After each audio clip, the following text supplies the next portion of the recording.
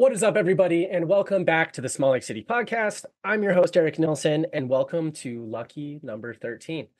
For this episode, we're going back into politics, really the first time since episode 2 with David Garbett, where this week we have on Blake Moore, our U.S. House of representative of the 1st Congressional District, which, I mean, you can pull up a map online, but it's mainly kind of like avenues, downtown Salt Lake, Lower East Bench, and then kind of gets divided as you get into South Salt Lake and further in the valley, but also includes, Farmington, Ogden, a little bit more of like the northern part of the state and like that northern section that juts out on the top of Utah. So I've known Blake for the better part of 5 years. We worked together at Cicero Group. Super cool guy, really down to earth. And it was really fun to know him and then see him run for office and win. So really excited for our conversation today. Another part of it is this is the first episode we're actually going to do in video. So he spent so much time in DC and is such a busy guy that we couldn't find a time to sit down and talk, but I think it went really well nonetheless. So if you're listening on the podcast and you want to see it on video, hop over to YouTube. The link is on the Instagram page. I mean, if you search it, you'll find it. So yeah, let's hear from Blake, hear a little bit more of what made him want to become a U.S. representative, his path to get there, a little bit of how he became known as the Heisman, and then also what he looks forward to in Utah. So lots of really cool stuff. Great conversation. Hope you enjoy it. See ya. Yo, yo, yo. What's up, brother? How are you doing? Good, man. Sorry this is taking a while, but that's the way my world works. I can't imagine how your world works. Yeah. I don't know if I wouldn't necessarily say it always works, but I do exist in this crazy environment. It's wild, man. His honorary Congressman Blake Moore. I'm so excited for this one because, I mean, obviously we have a history of working together a little bit, and I feel like even from like my own perspective, like your story of getting so that's why you call me Blake from this point on. Let's just go with that. How about all right, Blake it is, because it's like so interesting because like obviously we work together, we've known each other for better part of 5 years, but then it's like I've kind of this from my own perception, this kind of came out of nowhere, but obviously for you it's probably very different and a lot more strategic than that. So kind of wanted to hear. I would argue you're basically in line with my wife. This came out of nowhere. Husband, thanks for this one. Thanks for springing this on me, and then a week later decide to run for Congress. You know, sometimes people have midlife crises where they start hobbies, buy a nice car, but some people just run for federal public office. I recommend buying a car that's too expensive as your midlife crisis, because then not always. I wouldn't recommend running for Congress as a midlife crisis. Noted. I'll keep that in mind, but because it's so cool, because like obviously you represent like the largest chunk of Salt Lake City, kind of like proper, so to speak, as well as, I mean, I would say kind of like the key parts of northern Utah. I mean, you have like Park City, you have the Ogden area, so it really is like, I mean, like from like a percent. Air Force Base, all exactly, of the that's a big one. Box Elder, or Cache counties and things like that. Yeah, all the northern counties. Because it's fun right now to see in Salt Lake how, I mean, obviously there's been all the growth in Lehigh and down south, like expanding the valley that way. But I feel like a lot of time we kind of forget that there's this growth north as well. I mean, you see how much growth we have in Farmington. I feel like North Salt Lake Bountiful is kind of turning over to like the second generation people that, because like my grandparents live up there. And so it's fun to see this growth, but I feel like it doesn't get like the attraction it deserves just because think about the areas that I represent, the amazing, the pristine, gorgeous Wasatch back. I mean, Morgan County is becoming, a real destination point for people, because Huntsville and Pineview and Snow Basin and Powder have always been that, and they're getting even better. And then you've got all the growth along the Wasatch Front. But then, I went up hunting to be out in the bird refuge area. I mean, it's just amazing out there, up in Box Elder County. So like, yeah, you can't beat it. Totally. And yeah, it's so fun to see that growth and everything coming together. And I mean, I imagine like if you think about population of Utah that you represent, I mean, it's got to be upwards like what, 60, 70%? Well, from the hip? There's 4 congressional districts, and they've broken the population down.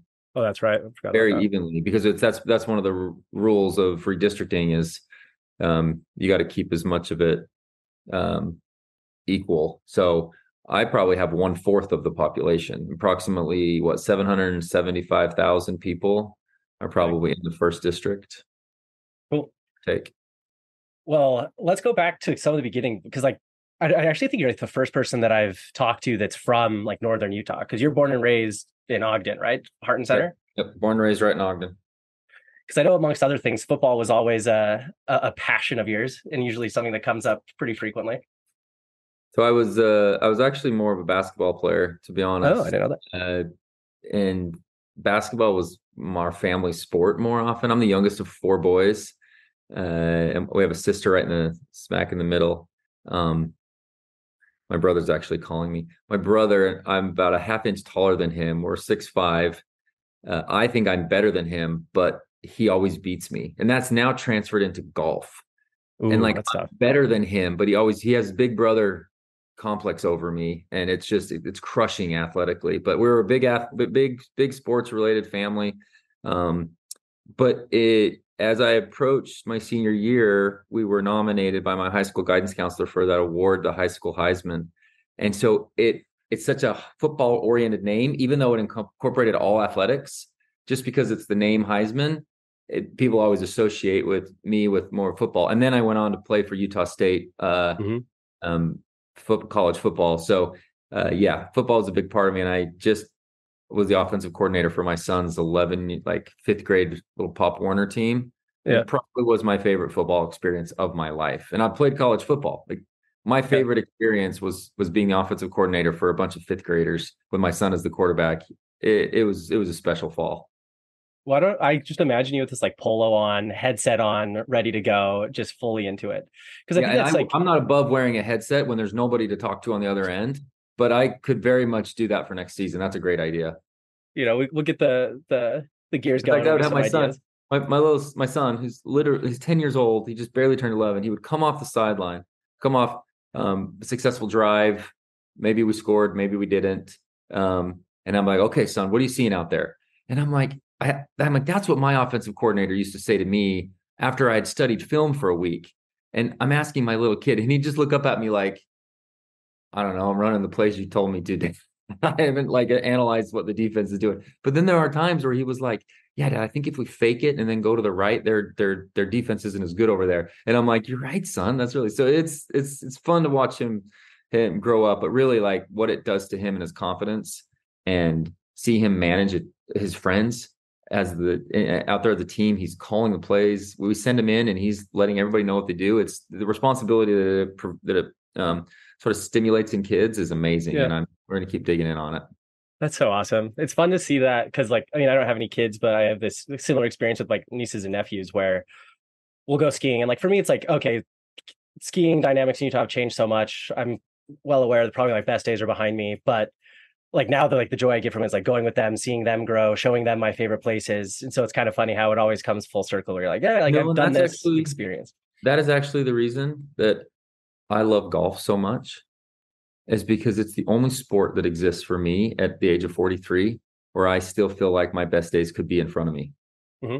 And people are like, oh, you golf, that's a waste, that's a waste of time and money and stuff. And I'm like, well, I've been an athlete my whole life. I've always cared and appreciated athletics.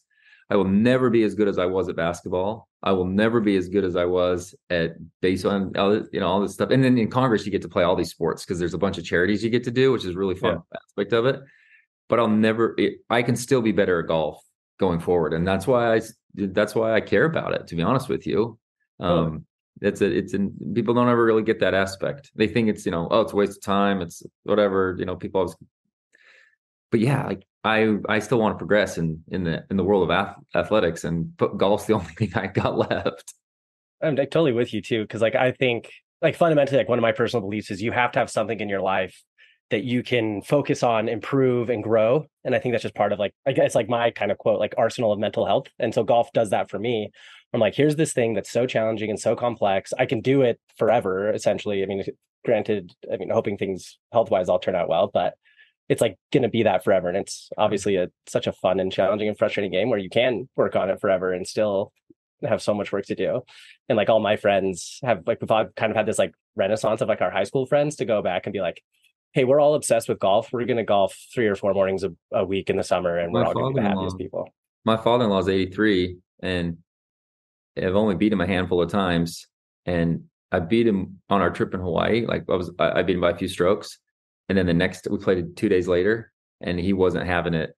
He shot lower than his age. He didn't just shoot his age. He shot an 82 at the age of 83 and made it very clear who's still boss. And he's, it's awesome to see an 83-year-old beat me. I hate it, but it's a great thing to see. Yeah. He's like, you can have one. That's the only one I'll give you. He's like one, and then he put me right back in my place the next time we played, and he smacked me down by a few strokes. So funny. So it's like, I like that you had this like family sports growing up. Obviously, you're half an inch taller than your brother. He might have a couple other things, but just to make sure that that's the important one that everybody knows.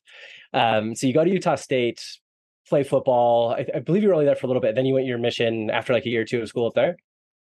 Yep, I redshirted at Utah State for football. Spent a whole year there, and then while I was on my mission, my coach was fired after another season, and so I was in Seoul, Korea for 2 years. The new coach that came on, we thought we were going to be able to go back and play, but he ended up cutting all the missionaries that were currently out at that time. He's kind of like, I got to come in, I got to produce quickly. I'm going to bring in some junior college transfers. There's a handful of people, me and like, there's two of my roommates and I were let go. I think there was a total of 11 kids kind of in that mission world. Because usually the Utah football program's like, you go on your mission for a couple of years, they recruit to then send some more kids, and then they have a group coming back. Like BYU and Utah have a really good cycle. Utah State traditionally does too. But this coach was feeling the pressure to immediately come and perform. And so he didn't know anybody that was out at that time. So in a way, it was like, he never recruited me, so why is he beholden to me? But it was unfair that I got my scholarship taken away. So I ended up at Snow College for a semester and had a great experience, played, got to live out my days. And I got to have that final game where I had a really great game. And then the next day I called it quits and said, I'm going to try to I'm going to finish up my education. I wanted to be at the University of Utah. I wanted to be, spend most of my time there. My whole family went to the U. I was a Sigma Chi, obviously we got that connection. So I wanted to experience that as well. So I got a chance to do enough college football, enough of the Greek life, enough of getting the schoolwork done. I kind of had it all during college, and in that order, obviously, like sports, social life, and school. Then school. Yeah. Don't let my kids watch this podcast. School first, son. It's always school first. We'll block it till they're like 18 or something. So you go to Snow College, have that experience, because I've always heard people have great experiences there just because like it's such a college town and it's a pretty tight community that, I mean, as you know, everyone in Salt Lake who wants to play football tends to end up there if they're good enough, and it kind of comes full circle for them. But to go to the Utes, you go to Utes, graduate from the University of Utah, from the best school in Utah, obviously. But I mean, at that point, what was your thought in life? Like, what was your plan? Did you have one, or were you just kind of still figuring out what Blake wanted to do? Yeah, it was a great time to be at the U too. When I finally got up there, I started writing for the school newspaper. I did a sports beat, a sports column for the Utah Chronicle. And the best part about it was that was our Fiesta Bowl run, where we were the BCS Buster, and we beat Pittsburgh in the Fiesta Bowl with Alex Smith. And so I would be on the sidelines. I got to write for the newspaper and everything. So I had like a great season in just kind of last year of university there. But I kind of thought I was going to do like, I toyed around with the pre-med stuff. It wasn't going to be the direction. I think in high school, I really wanted to be like a pediatrician. So when you get to college, you're like, well, I might be so I got a major that was going to kind of be a hybrid, business and science. And I ended up going into sales for right out of college. But within like 3 months, I had applied to work in the intelligence world. And a little vague about what I'm doing, but BYU and Utah universities are recruiting grounds for places like the FBI, the State Department, the CIA, because you have individuals that have lived overseas, they speak a second language, they can typically pass a polygraph.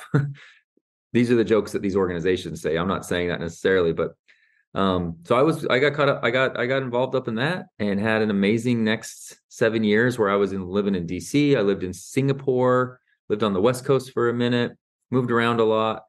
Moved back to DC in 2012, 2013, and that was when I moved over to Cicero. I came back home for Christmas, and I was kind of vague about what I did, and I said I was like in consulting.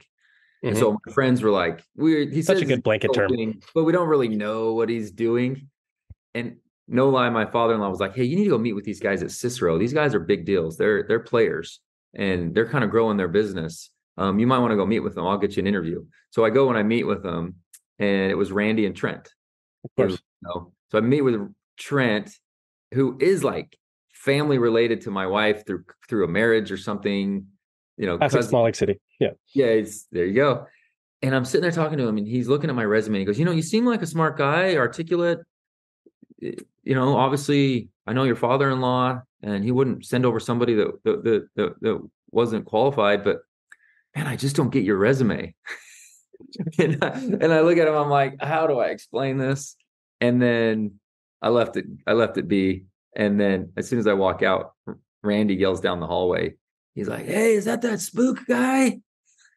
And I'm like, I don't know who knows what. So I'm just going to leave it here. I'm really interested in your firm and would love to.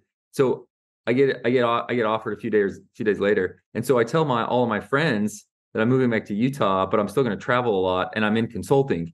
And they're like, you've been telling us you've been in consulting for years now. Like, what's going on? I'm like, it is what it is. Cicero, stop asking questions. Did that's a great place. I spent 8 years there. Wow, I didn't realize it that long. Yeah, you're there for a while. Came in as an analyst or a senior analyst, and left as a principal. And just rapid growth at that firm, amazing clients, cool opportunities, stuff that is more applicable to what I do in Congress than almost anything else. Even my national security background, like the work that I did at Cicero, how you navigate relationships, how you take an industry and help them solve a problem by, within my world, I have different ways to help, some of them solve problems. And it's fun how interconnected everything is. You got a football, national security background, then a management consulting, and then congressional background. And there's a throughput on all of it. And that's what I think is really important for folks to know. And I talk to interns about this as they're figuring out what they want to do with their career. Like, you will learn skills at everything you do, and focus on that. It's about self-improvement. It's about making sure that you learn something, apply it, and you may do something totally different later in life. But if you've learned from something that you've done previously, it'll only benefit you. And I'm a big believer in that. Of like, whenever I'm interviewing someone for a job, one question I always like to ask them is, when is the last time you had to learn something by teaching yourself, understand it well enough to implement it in like a work scenario and have a positive outcome? Because anybody can be like sat down, handheld, do these things, but no one likes to work with those people, or that's not the best way to learn. And so if you can, even if it's something you might not know forever, like, you can still have that process of learning and growing and developing. Any reps you can get to that are important. Yeah. And like you said, like, it could be, what you learned and in sales, I'm sure there's some sort of overlap what you're doing now, but the hard work there, the grit, the learning, the adapting is probably what set you up for a lot of success at Cicero and showing growth in all those roles there to where you were. I guess for people who aren't as familiar with Cicero, or like, I guess to peel back the layers of like consulting a little bit more, broadly, what kind of projects were you working on at Cicero? What kind of, clients or customers you were working with, just to get a little bit more context to it. Right. I sat in front of Randy, the founder, and at that time, the CEO. And as I was in the final interview, I looked at him and he says, so what's going to keep you here? Like, if I'm going to bring you on, and for the next couple of years, I'm going to lose money on you. I love the way he was so blunt when he said it. Because you don't necessarily have like the background consulting. You're going to have to learn on the job when you come here. Like, what's going to make, why would you stick around here for, 5+ years to make sure that we get our value here? And I appreciated that candor, by the way. But I looked at him and said, if I understand your business model right, and if your website is even somewhat accurate, you work in virtually every industry imaginable, but you develop a strong skill that can be applied across an industry perspective. And for some reason, I just couldn't choose to be a dentist, or I couldn't choose to be an accountant, or I couldn't choose to do what my dad did for 50 years and be a banker. Like, I love him and respect him more than anybody in the world, but I couldn't do the type of career that he did. I have to have a very broad, versatile experience to keep my attention. And he goes, you're going to love it here. And like that set me up for success, because my first project was a mystery shop where we were trying to help a distributor identify what was going to happen in their world. They're the middle person, the middle aspect of this supply chain. And at some point, the manufacturing was going to go from manufacturing direct to retail. And retail has a lot of their own distribution networks already. They were going to be getting cut out at some point of this product because they had their own chain that they would do. So we were going in to assess how to do that. That was one of my first projects. We did a general marketing research to understand if a bond was going to pass. Was it going to pass if the city council proposed it? Mm-hmm. And then that's when I jumped on Republic, the trash company project. And that was a 2-year gig where we completely changed the way that an established sales force sold their service. And they were selling based on one aspect. And we did the research to understand what the customer ultimately wanted to hear. And then we helped them broaden their entire sales message to go. And that was like a 5-year project that I spent at least 2.5 years of my time at Cicero traveling a ton, working on. So you could, 8 years, healthcare, financial services, public sector type of work for a little bit. And then I moved over into social impact. And that was kind of the remaining 3 or 4 years at Cicero. We worked with the George W. Bush Institute on a major education reform project, worked with a big real estate investment company, an arm of Prudential that was working with like a Job Corps youth build type program on helping at-risk kids find entry-level work. So they wanted to help build that up. So there's a whole broad perspective there. They do a lot of veterans work now, and now they do so much stuff. Federal. Very broad. They're doing so much more federal stuff now. I'm never involved in it, but yeah, just a ton of stuff that would always keep your attention and challenge you like nothing's ever challenged me before. Because I'm the same way. Because I have friends who, like you were kind of talking, like dentists, doctors, lawyers, whatever. And I'm to the point of life now where I see what they do, what their day-to-day life looks like. And I'm the same way. Like I couldn't do the same process over and over. I couldn't just go fill cavities, pull teeth, and feel fulfilled. Because I'm the same way. Like I have to have something keep my attention. Well, yeah. Didn't you go off into the wilderness for a little while too? Go explore, do your eat, love, pray. Yeah, I did 6 months of traveling in a van, and that was, it was so nice being like, oh, cool, I'm in this cool place. I'm going to go to this national park, state park, hike, whatever. Cool. But it was like the first time in my life. I am a bit jealous of that. That's not a bone I have necessarily in my body to go to that extent, but it is something that I'm jealous of. And maybe one point I do want to do some type of experience like that with my kids, but I don't know when that happens anymore.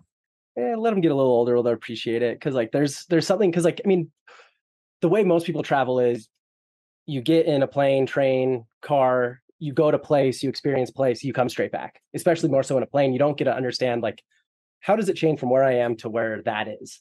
And when you are in a van, you're like, oh, I see how we go from the Rocky Mountains to the Midwest, the Great Plains. I see how we go from this Midwestern accent to a New Jersey accent, and just seeing all these changes gives a lot of perspective. And one of my biggest takeaways was just because I had this idea that I was going to find this perfect place to live, this perfect city that wasn't Utah, and just become enamored with it. But at the end of the day, I would go to these places. I'd be like, wow, like their economy sucks.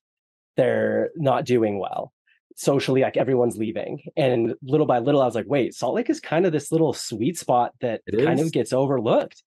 And overlooked and gets criticized for all the wrong things. And that don't really encompass the reality. There may be some truth to it in pockets, but it doesn't encompass the reality of the place. Totally. So I came back with this like newfound love and appreciation for it. It was kind of like that ex-girlfriend. You're like, hey, like, I don't know if it's going to work. You had a good thing, but I'm out. And then all of a sudden you're like, wait a minute, come back here. I didn't appreciate it as much as it was. And so it's kind of like like the little ex-girlfriend. Obviously, like I now have a podcast where I talk about how much I love it, how much everybody loves it, how many cool things are going on. Because you're well aware, there's so many cool things, so many cool people doing great stuff. And I mean, obviously you're involved in a lot of it, and it's fun to see how this can all be here. And I'm sure it's such an exciting time to be in your seat and seeing it all. Obviously it's busy and probably get to deal with a lot of the stuff that people don't want to deal with. But Sure. so when you went overseas, was that like a pretty intentional, like I want to go to Singapore, or was it just kind of like where you were assigned and sent that way? It was a little bit, I came up with a, an objective, and the approval to go to that place was valued, and we flushed it out. So we were there for a couple years. Just like I could fly 90 minutes to 2 hours. I was in either Hanoi, Bali, Phuket, Thailand, or Chiang Mai, Siem Reap. I mean, I can fly to Phoenix now when I'm in Utah. Which is great. I love Phoenix. I love Scottsdale. It's great golf. Yeah. Go to California. I was 2 hours away from some of the most amazing destinations in our entire globe. Living in Southeast Asia, doing work that fulfilled in doing. Tough needle in a haystack type of work, but it was a great time. And we were just recently married. So my wife and I Oh, had it's no so fun to get kids. away and just have all this experience and go No kind of see that kids, whole part of the living in world. Singapore. We are like, oh, we're going for the long weekend up to Phuket. So we went up to Thailand. And like, some people even joke that like, Singapore's so expensive. It's like, it's cheaper just to go to Thailand to get an awesome Thai meal because the flights Yeah. were so cheap and everything. Yeah, you just can't beat living in that area. So I'm so glad I got to live there. I've lived in Korea, and I've traveled out extensively through China. I feel like I've done Asia, to be honest with you. I've done a lot in Europe because I've just always been drawn to travel. It's almost like it's your experience of like my van trip. You just got to go with your wife when everything's easy and responsibility-less, and go explore all of the, like, my opinion, one of the coolest places in the world, or areas of the world. Need to get back to New Zealand. I just did almost enough to whet my appetite there, but I want to go back to New Zealand and Australia, and then I've got the entire continent of Africa to really explore. South America could do some more. Patagonia and stuff I really want to do, more of Peru, but I really need to go and kind of Africa. A mutual friend of ours, I don't know if you've talked to Tyler Shumway for a while, but he's over in Tanzania on his mission, and it's like a big, huge bucket list item of mine to get over there. So there's a lot left to do. Yeah, you could probably find some sort of reason to go over there. Oh, I would imagine there's so many awesome opportunities in Congress to take CODELs and do trips, go meet with other dignitaries and stuff. It's just, I'm here for 2 to 3 weeks a month to tell my wife that I'm going to go on a trip, even if she can come with me to some of these places. So I just can't be gone for my kids for a week. So I'm one of those members of Congress that if I have time, I'm not in session. Others will find that they'll be off on a trip or have some fundraising to do elsewhere. I have to get home. I got a lot going on back home with young kids. So that's kind of where my priority is. It always will end up. I think heaven forbid you have a good head on your shoulders and want to spend time with family in the place you love and serve. And there's not as much opportunity to have them come back here. It's just too much transit back and forth. A lot of logistics. Some of the East Coast members have their kids with them. They can bring the kids for the day or a couple days when they're down on the hill. It's just more of a hassle for me. So we still find time to do something though. That's good. So I like this like Cicero experience, because I imagine having all of these broadly different topics that require a lot of like critical thinking and like approaching things from different ways, and always something new whatever cadence and the projects you're working on set you up for a lot of things that I imagine you have to face in your role now. But like, at what point were you at Cicero, or maybe even before then, where you're like, hey, maybe the House, like maybe public service on a federal level is something I want to do? Or like, how did that seed get planted? Yeah, the seed had already been planted in me from a long time ago. I didn't ever know I was going to actually do it though. That's the part that I've had to reconcile in my mind. 15, let's say 2010. Yeah, like 12, let's say 12 years ago. We were sitting around the table with a whole bunch of friends. And my wife and I with our couple friends, and we went around the table and we said like, hey, Kay, salary notwithstanding, take it off the table. What do you do? What's your job? And there's like really successful attorney for Michelin tires, right? Expat, living in Asia, uh, top of his company, very successful guy. He's like, all I want to do in life is be a chef. And I'm like, there's this really, he did the right thing, went, got his law degree, did everything he was supposed to develop a, successful opportunity for his family. He's a great dad. And he's like, my passion is to be a chef. And I'm like, isn't that funny? Like he's got it all and he just wants to be a chef. Just wants to cook And food for people. People are just going around the table and stuff like that. And I literally said US Senator. I didn't say President of the United States. I didn't say governor. I said I want to be a US Senator. And so it's been in me for a long time that I wanted to maybe serve in this capacity. And at that time, my mom was exposed me to it when I was a kid with all the election stuff. She was always a volunteer for things like this. She worked in the Weber County Clerk's office. And then, I've at multiple times passed out flyers for candidates and things like that. And then at Cicero, you do a lot of work. I sat right next to Dan Jones, the polling pollster, wizard of it all, guru of the world, of at least the Utah world. I worked right alongside him. I took over the polling work as Dan Jones passed away. And so there was that angle. You have the sports in your background. Oftentimes we go to politics from sports, and I never wanted to just like ride the political career track and just state legislature, state senate, and then a lot of people will do that, and that gives them great experience, and they're very effective members of Congress that way. But for me, I wanted to always be doing something different, and then if the opportunity ever came up, and it was January 2020, then COVID wasn't even a word at that time. And no one knew what that was going to be. And someone came to me that was a former county commissioner up in Weber County, where I'm from, and was like, hey, this seat is open. You seem to always kind of dabble in politics a little bit, like locally, but never really do anything major.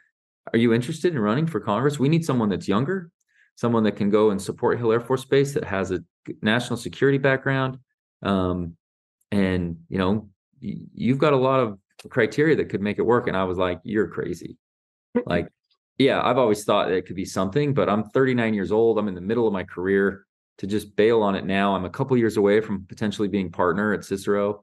Like, yeah, there's no way. 2 weeks later, I was announcing my run for Congress. So my wife looked at it as, is this a matter of if, or is this a matter of when? And she knew it was a matter of when and not if. And she knew that about me, even probably more so and more honestly than I knew it about myself, because I could have talked myself kind of out of it at any moment, but I did. And I was very prayerful about it, and that's personal to me. And it was clearly the right decision to jump in. And I jumped in. I tried to raise money for the first weekend, just to like immediate family and stuff. And by Monday, I decided not to do it.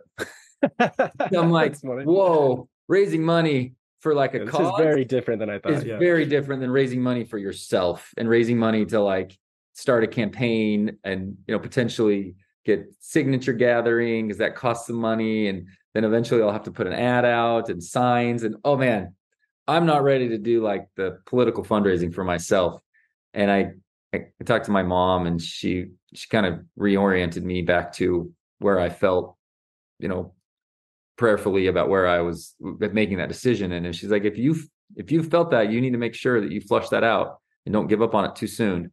And it was by that next morning that I was back in the game. And Love then we were like the Moms last. always know best. There was like 12 people in the race. You have a convention, you have a primary. Mm-hmm. Convention, we tried to get signatures, but COVID hit and it totally threw everything off.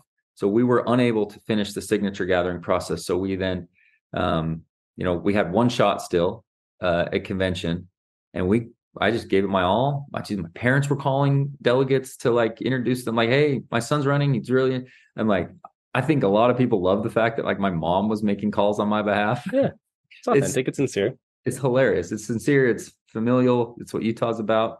And we just give it everything we had. And I finished in the second spot with just enough votes to get included into the primary, because the top two go on to the primary from the convention. There was 4 people in the primary. It's a hard fought battle. I kept it very positive. I tried to stay above any of the negativity that exists in politics.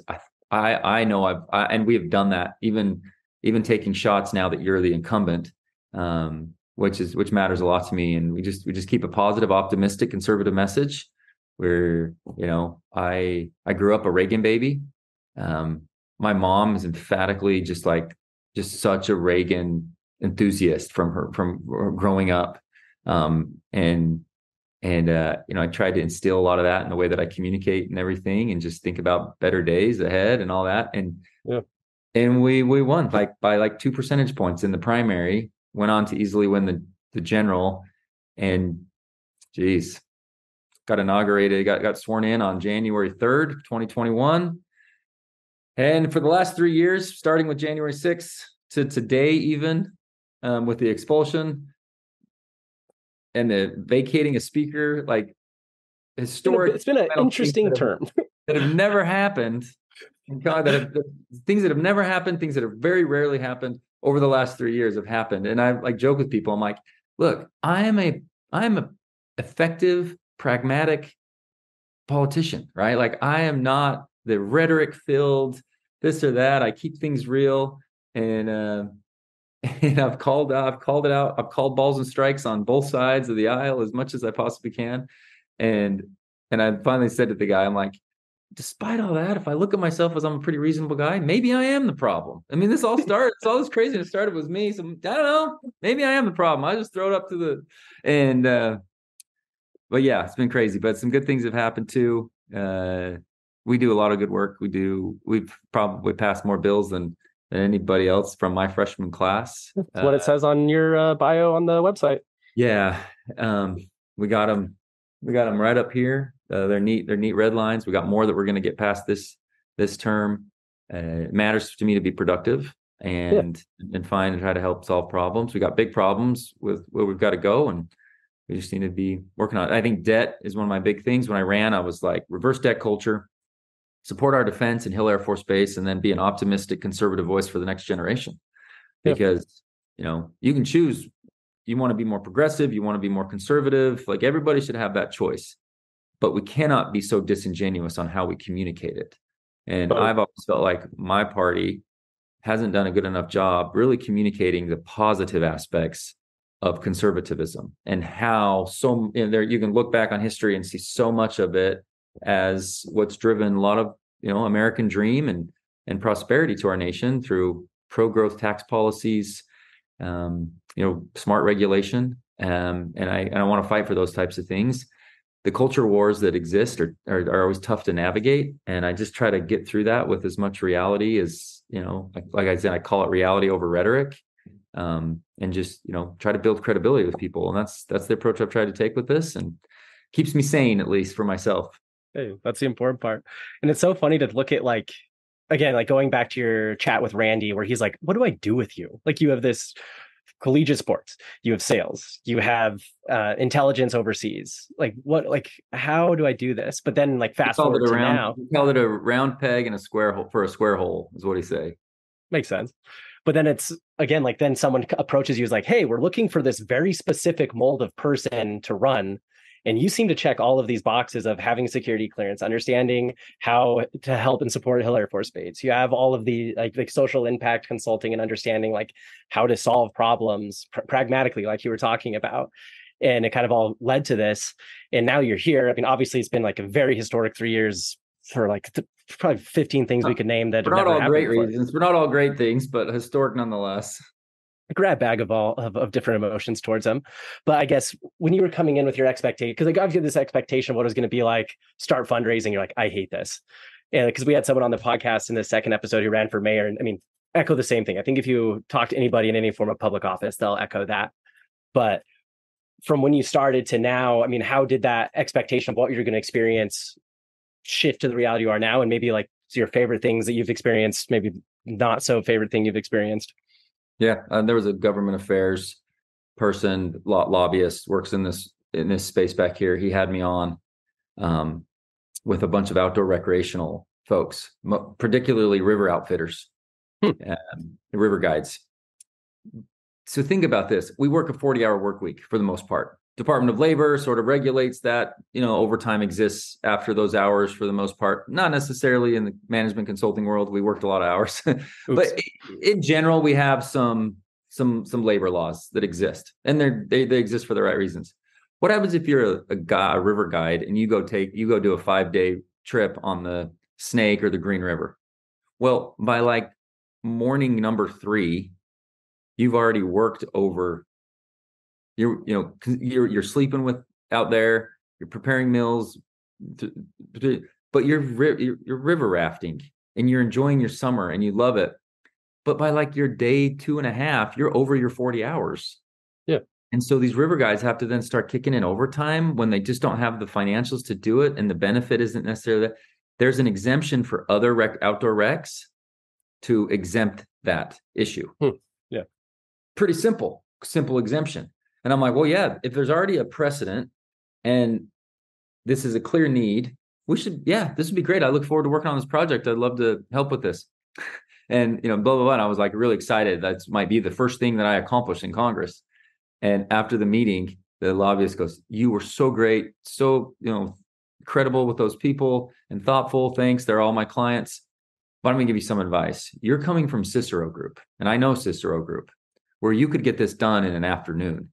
You're going to the federal government. You need to temper your expectations on what you can get accomplished, because this is not easy. Changing a labor law like this, it's a tough battle. I've been working at it for several years, and I'm like, yeah, this seems really easy. Like, this is fine. What do you mean? Tempering that expectation of productivity from the private sector and the management consulting world to, the pace of what this congressional role is. That's the one thing. The fact that politics gets itself in. I'll say this: policy is always done through the lens of politics back here, particularly in the House of Representatives. It's majoritarian rule.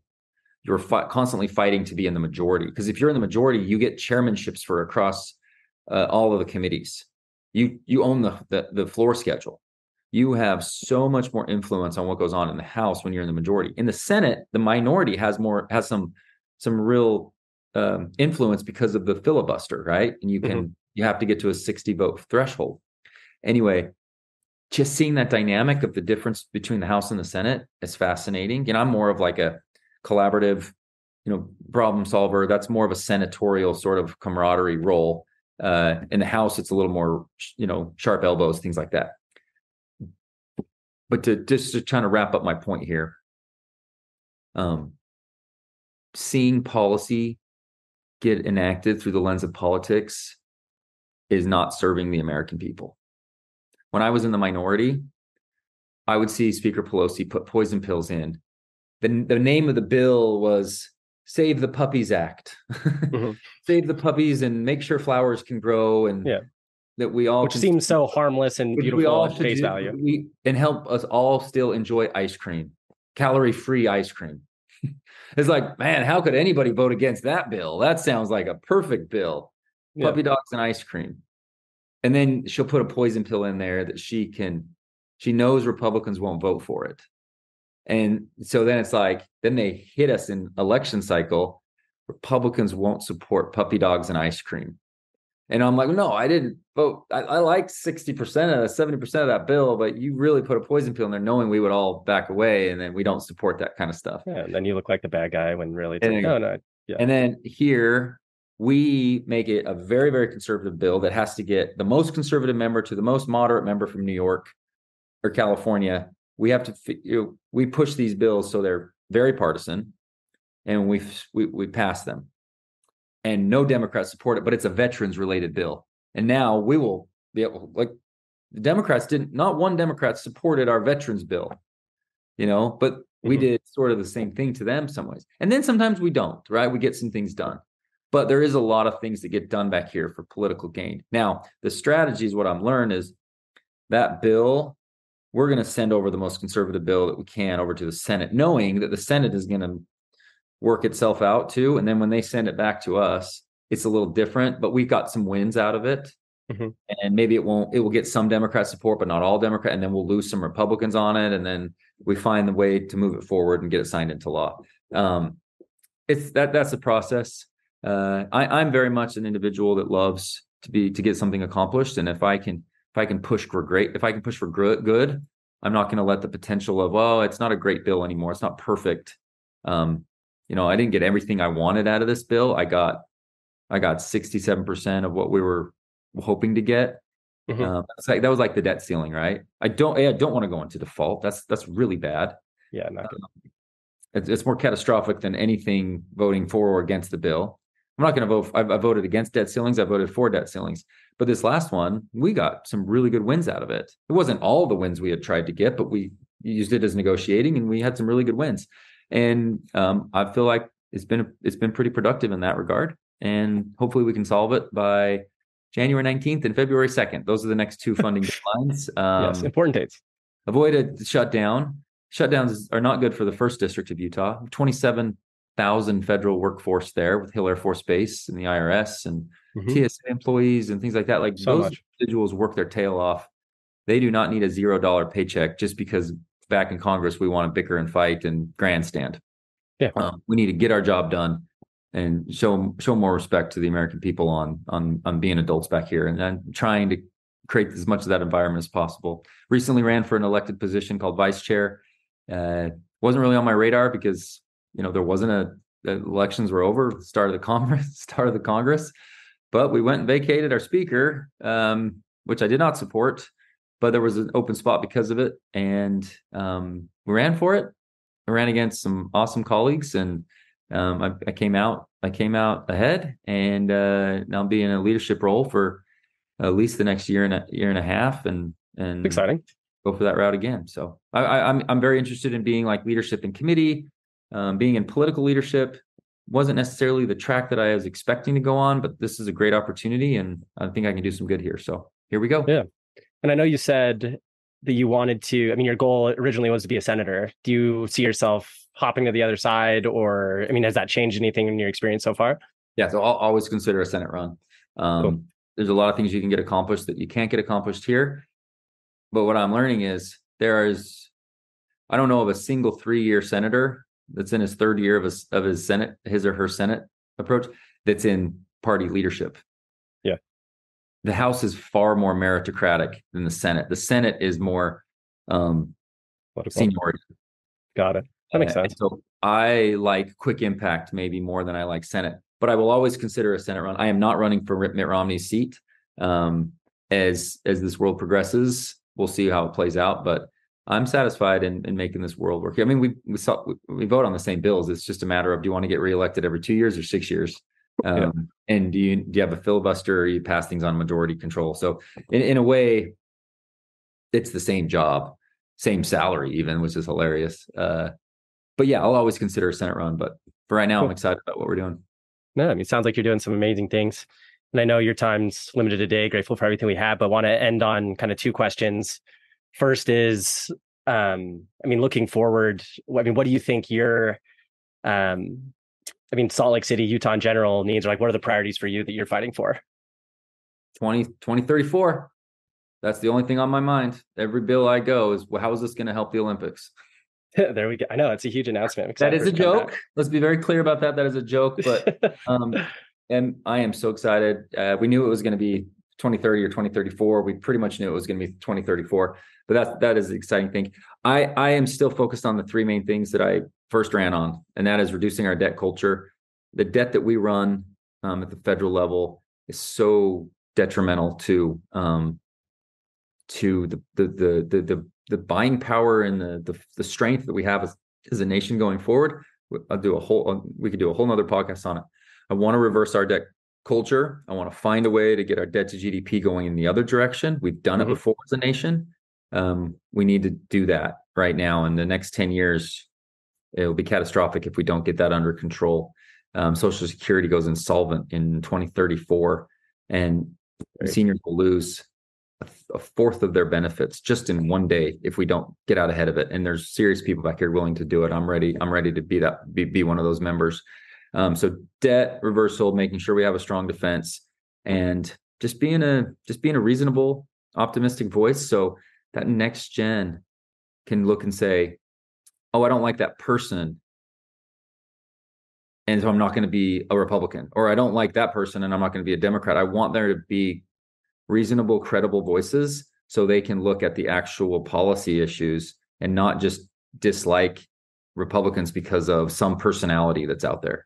And I hope that's a big part of, you know, what I'm trying to do and why I show up to college campuses and even high school stuff that I'll work with, is just so I can help communicate what the reality is back here, and people can more freely have their, you know, they can choose based on policy, not necessarily on personality. Totally. Yeah, I think that's what everybody wants. We want to see things get done. We don't want, I mean, politics come down to personal, like who the person is, and we want people to get involved. And so last question to wrap it up that I always wrap up with is, if you could have someone on the Small Lake City podcast to hear, I mean, their really cool story or what they're building, who comes to mind that you'd want to hear their story? Great question. You know what's funny? Maybe it's just because I was thinking about the Olympics, but Apollo Ono. Ooh, I actually was thinking about, I saw an ad for the Olympic Oval. He loves Utah. He's got an amazing mental health story to tell. And now we're kind of getting back into Olympic mode. So timely. Maybe it's Apollo Ono. It's a random thought. I would have never said that if I hadn't been thinking Olympics, but I know I serve on the committee. It's the sports commission. Perfect. I'm on the sports commission board, and he is also a member of the sports commission board. More honorary, you know, big athletic name kind of thing. But he, I'm going to go with it. Apollo Ono. All right. Sounds good. Let's see what I can do. Well, Blake, thank you so much for your time. Good luck in DC. Good to know that we have a good pragmatic voice that wants to get things done and not fall to the traps of politics that we've been followed to. So yeah, best of luck. Excited for you. And yeah, excited to see what you do in all your new leadership positions. Good stuff, man. We'll be in touch. Thanks, man. All right. See you, Blake. Bye.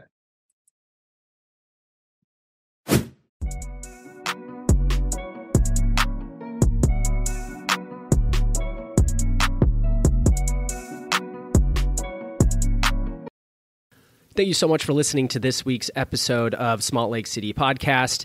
Don't forget to like, follow, review, subscribe, and share this episode with your friends. And we'll catch you next week. We'll see you there.